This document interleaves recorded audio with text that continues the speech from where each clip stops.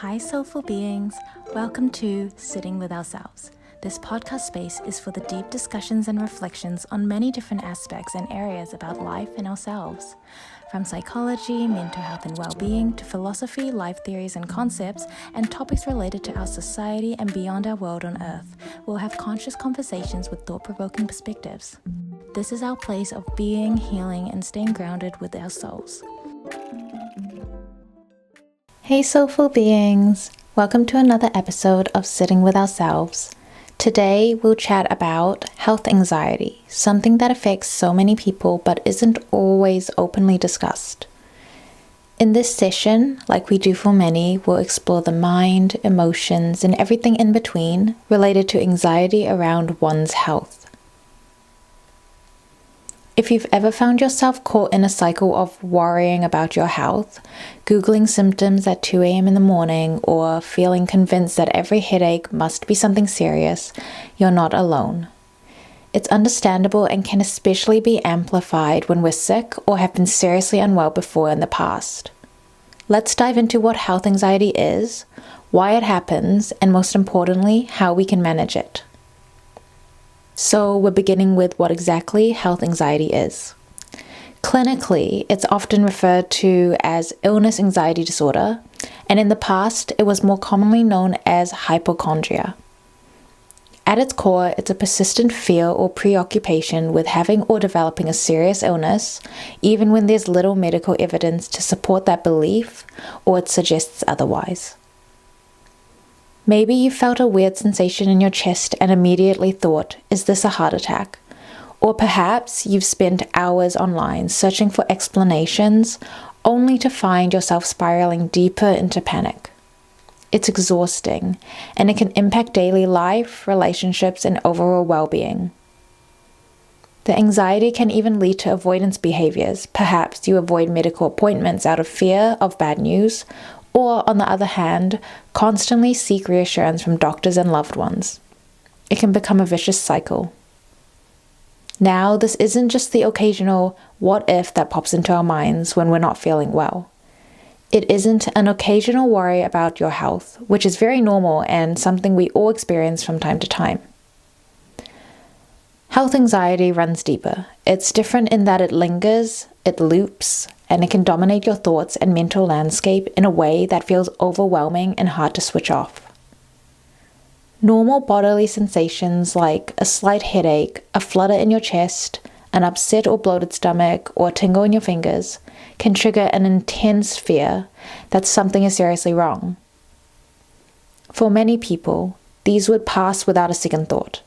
But for someone experiencing health anxiety, the mind interprets these signals as red flags, sometimes as evidence of something life-threatening. The interpretations or immediate thought process following could be that the headache might be a brain tumor, that flutter must be signaling a heart attack, that tingle could be early signs of a neurological disease. Even after receiving medical reassurance from a doctor or health tests, the sense of relief is often temporary and the worry doesn't fully go away. It quickly creeps back in, sometimes stronger than before. Psychology can give us some helpful insights here. Health anxiety is fueled by something called catastrophic thinking, a type of cognitive distortion where our brains immediately jump to the worst case scenario. It's like having a mental smoke alarm that constantly goes off, not because there's a fire, but because it's wired to be overly sensitive. This thought process often includes something psychologists call selective attention. When we're anxious about our health, our brains become hyper-focused on bodily sensations. We scan ourselves constantly like we're detectives trying to catch symptoms before they become something serious. Ironically, this hyper-awareness can actually create or amplify sensations. Tightness, fatigue, nausea, that weren't even there before, or were so minor we wouldn't have noticed them. When we pair that with what's known as confirmation bias, things get even trickier. Once a scary thought pops into your mind, such as, what if this chest pain is a heart attack? Your brain starts looking for more evidence to support it. Suddenly you notice every beat of your heart, every twinge of pain, every change in your body. You Google it, and of course the internet doesn't reassure, it terrifies. because online, even a mild symptom can lead to a dire diagnosis if you dig deep enough. Does this sound familiar to you? Maybe you found yourself lying in bed at night feeling a strange pressure in your side and your mind starts racing. What if it's cancer? What if I ignored the signs? And you try to sleep but you can't. You check your pulse, you press on your stomach, you look in the mirror, you search online. You might find yourself checking your body constantly for new signs, taking your temperature several times a day, analyzing your stool, skin, heartbeat in obsessive detail. Maybe you even call a friend to ask if they think something seems off. And even after seeing a doctor, even being told everything looks normal, the relief only lasts for a little while, until the next symptom appears.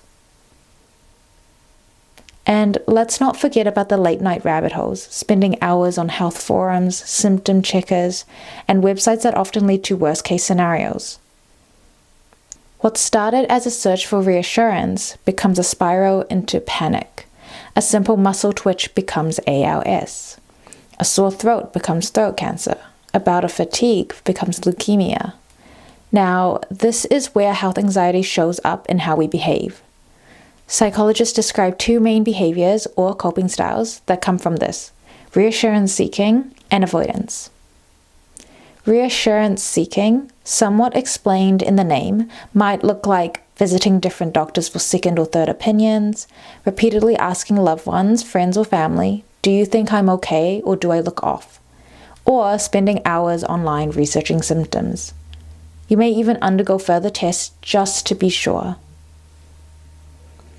Avoidance, on the other hand, might involve putting off medical appointments altogether, refusing to read anything health-related, or steering clear of hospitals and clinics because just being near them spikes anxiety.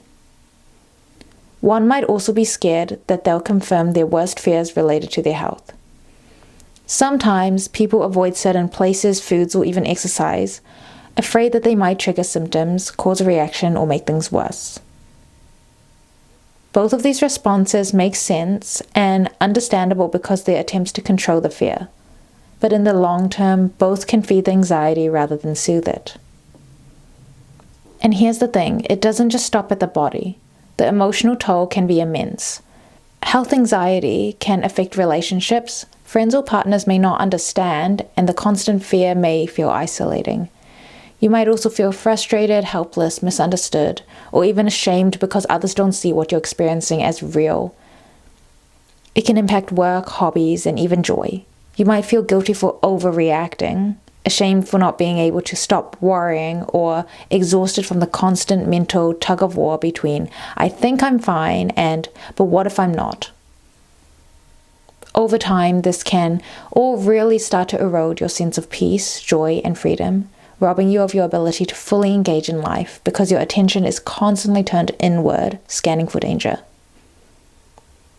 Health anxiety can be deeply exhausting, not only emotionally and mentally, but physically too. The body reacts to these perceived threats with a stress hormone like cortisol and adrenaline, creating real symptoms like a racing heart, muscle tension, dizziness, or stomach issues, which ironically can then become more evidence that something must be wrong. It's a self-reinforcing and painful cycle, and it's more common than we often realize. Here's the thing, your distress is very real, even if the feared illness is not. The symptoms of anxiety, tight chest, dizziness, shortness of breath, nausea, are physical, and for many, the fear feels just as real as if something were truly wrong. In a way, health anxiety is your brain trying to protect you.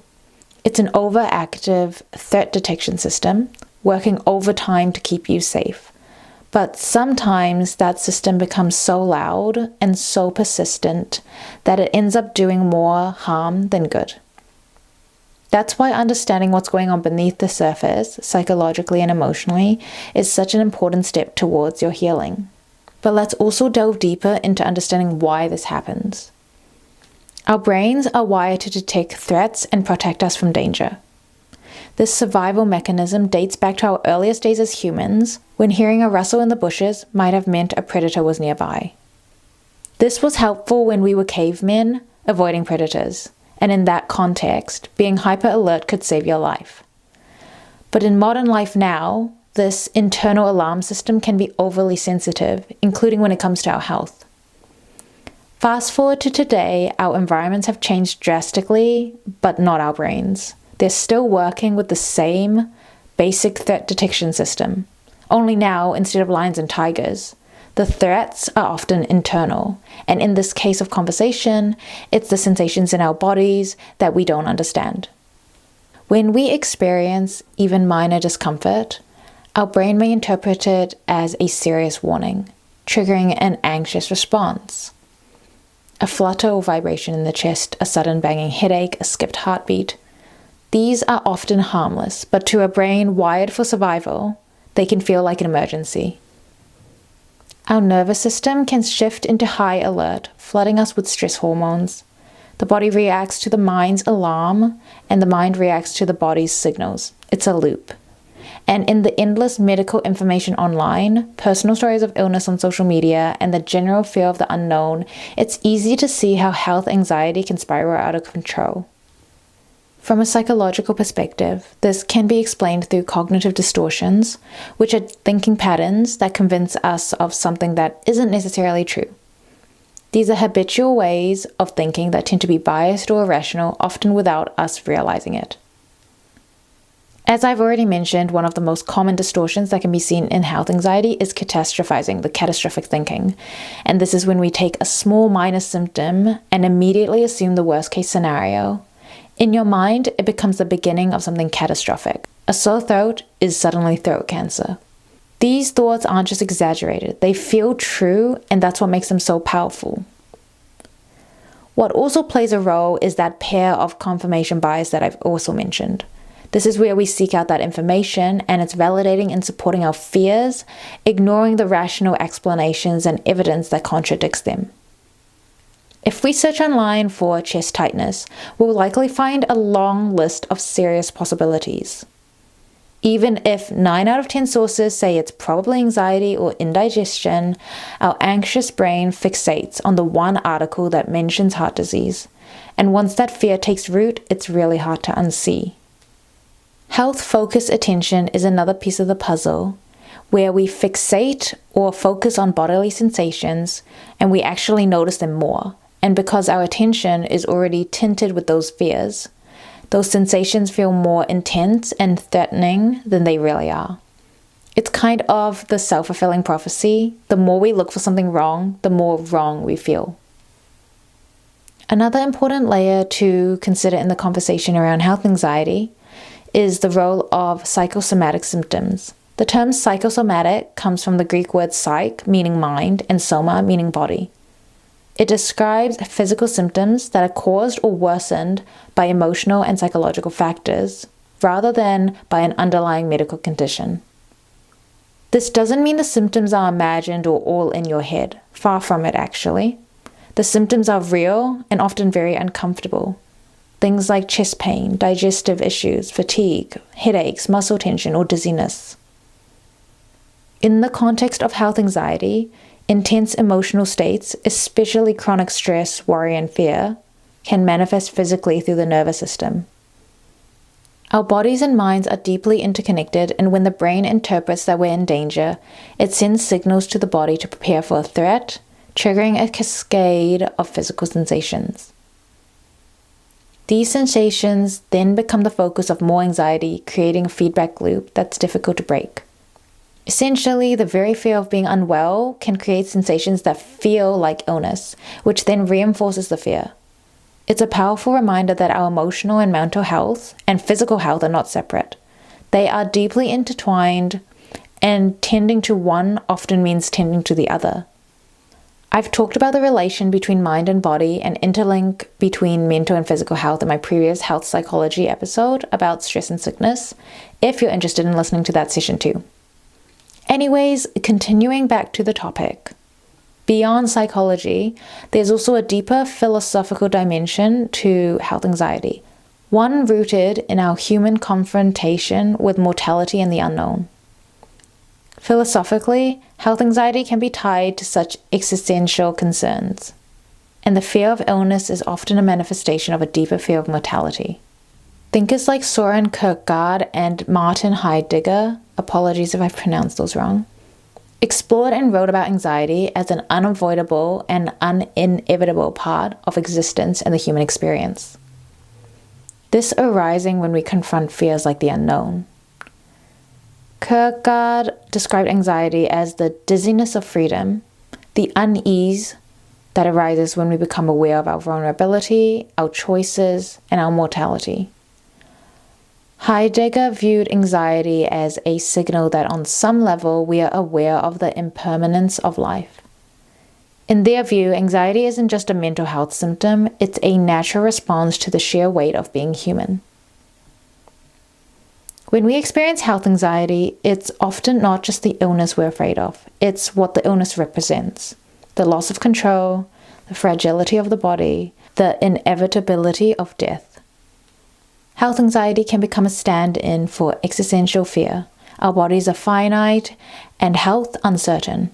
By trying to understand every sensation in our body, we may be unconsciously trying to grasp at something solid in this feeling of uncertainty. In that sense, health anxiety is not simply about fearing disease, it's about fearing the unknown, the unpredictable, the uncontrollable. It's a way our mind tries to impose order on chaos, to make sense of something deeply unsettling for humans, that we are not immune to change, to aging, or to the reality of our own finiteness. Modern life doesn't help either. Many things can trigger these anxieties. Hearing about someone else's illness, as mentioned, as an example, experiencing an unfamiliar bodily sensation, or even just scrolling through social media. We live in an age where health information is everywhere. Social media feeds are full of personal stories, health warnings, and sponsored posts about conditions we've never even heard of. Even well-intentioned health posts can be misinterpreted, taken out of context, or trigger a cascade of fearful thoughts. There's a fine line between awareness and overload, and for those experiencing or prone to health anxiety, this endless stream of content and information can fuel excessive worry. We have so much health information at our fingertips, but not all of it is reliable either. In recent years, health anxiety has been on the rise collectively, particularly due to events like the pandemic, which heightened health fears for many people. Even those who didn't previously struggle with health anxiety may have become more hyper-aware of symptoms, attuned to illnesses, and more exposed to conversations about disease and death. Uncertainty, isolation, and exposure to constant health-related news amplified existing worries for many individuals. At the same time, the world became an uncertain place, and for the anxious mind, uncertainty is fuel. All of this means that health anxiety doesn't emerge out of nowhere. It grows out of a very human need to feel safe, in control, and prepared for what might come. But ironically, the more we try to control every aspect of our health, the more we may suffer. That's where our self-awareness, psychological insight, and even a bit of philosophical reflection can begin to open a door towards peace. Not by eliminating uncertainty, but by learning to live with it in a more compassionate and grounded way. Here are some ways that we can manage health anxiety. There's no one-size-fits-all answer, but there are grounded evidence-based strategies that can help us with managing this. Firstly, awareness is key. The moment you can recognize this fear I'm feeling might be more about anxiety than an actual illness is a powerful turning point. Not because the fear instantly vanishes, but because awareness creates space between you and the thought. It shifts you out of a reaction and into observation, and from that space, you can begin to respond more intentionally. Secondly, it helps to set boundaries around health-related searches. This might mean deciding not to Google symptoms after a certain hour, or limiting how many times you seek reassurance online or from others. The internet can feel like a safety net, but it often fuels the anxiety rather than soothing it. A study published in the Journal of Anxiety Disorders found that excessive health-related internet use, sometimes called cyberchondria, was strongly associated with heightened health anxiety and increased distress, especially when individuals were already prone to worry. In essence, more searching often leads to more fear, not more clarity. Third, learning to anchor yourself in the present moment through grounding techniques can be incredibly helpful. Deep breathing, mindfulness, or even simply naming 5 things you can see or feel in your environment can help calm the nervous system. These practices don't solve the fear, but they interrupt the spiral. Over time, they teach the body that it doesn't need to react with alarm every time a sensation arises. Journaling is another gentle yet powerful tool. When you notice your thoughts racing, write them down. Journaling allows you to externalize anxious thoughts, trace patterns, and identify specific triggers. When you see your worries on the page, they often lose some of their power and you gain perspective. I really emphasize writing out your thoughts and expressing in some form, whether that's, if it's not writing, even to a safe person that you feel comfortable with. Just getting it out of your mind releases it from your body and from your thoughts. And it is a form of catharsis, as well as just, it's better than holding it all inside, you letting it out. One particular effective method for challenging health-related worry is cognitive restructuring. This involves noticing when your thoughts become catastrophic or irrational and then actively questioning them. You might ask, what's the actual evidence that supports this fear? Have I had this symptom before and how did it turn out? What would I say to a friend if they were thinking this way? This practice encourages more balanced thinking and helps chip away at the fear-driven narratives that anxiety often creates. You can also use these questions as journal prompts if you would like, to write out and kind of extract and articulate your thoughts and really make you think more rationally about your symptoms. Another technique is worry postponement. Instead of trying to banish health fears completely, which usually backfires, you can set a specific time each day, say for example 5 p.m., to sit with your concerns for a limited amount of time. When worry arises throughout the day, remind yourself that I can think about this later or at this designated time. It may sound really simple, but this practice can train your brain not to latch onto every intrusive thought as if it's urgent, as if it's, I must think about it right now. Moving on to a philosophical standpoint, there's something incredibly healing and liberating about embracing the uncertainty rather than trying to eliminate it. The Stoic philosophers, for example, taught that peace comes from focusing on what we can control, which are our responses, our values, our actions, and releasing what we cannot. Illness, aging, and death are all part of the human experience. And while that truth can feel scary, it can also be freeing. The aim isn't to eliminate all fear, but to live more meaningfully in its presence.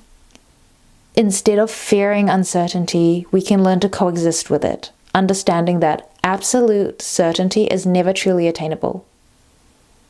This shift in mindset can help ease the grip of health anxiety over time.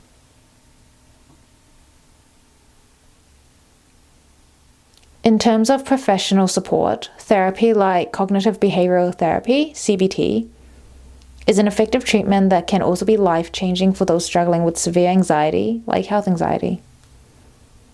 CBT helps us reframe anxious thoughts, identify and recognize distorted thinking patterns, challenge them, and gradually change the behaviors that keep anxiety going. We can develop healthier coping mechanisms. A number of studies support CBT's effectiveness in treating health anxiety. For example, a 2011 randomized controlled trial published in The Lancet found that CBT significantly reduced health anxiety symptoms and maintained those improvements over the long term. And just a gentle reminder that seeking professional support is never ever a sign of weakness. It's a sign of incredible strength and self-awareness. And whether you're reaching out to a therapist, reading a book, talking to a trusted friend, or simply taking small steps to care for yourself, you are actively participating in your own healing and self-care. If you're struggling with health anxiety, you are not alone. It's okay to seek the support you need, whether that's through therapy, self-help strategies, or simply talking to someone you feel safe with. Shifting the focus from fear to empowerment, remember that your body is not an enemy, but your ally and partner in life. Yes, it's imperfect, and yes, it changes, and yes, it feels uncertain at times, but it's also resilient, communicative, and constantly working for you. So with patience, self-compassion, and the right tools, health anxiety doesn't have to dictate your days. Thank you so much for tuning into the Sitting With Ourselves podcast for today's session. I really hope you enjoyed this episode and found it helpful, insightful into understanding health anxiety and some ways we can manage this for ourselves together. Take extra good care of yourself and stay well always. Until next time, bye!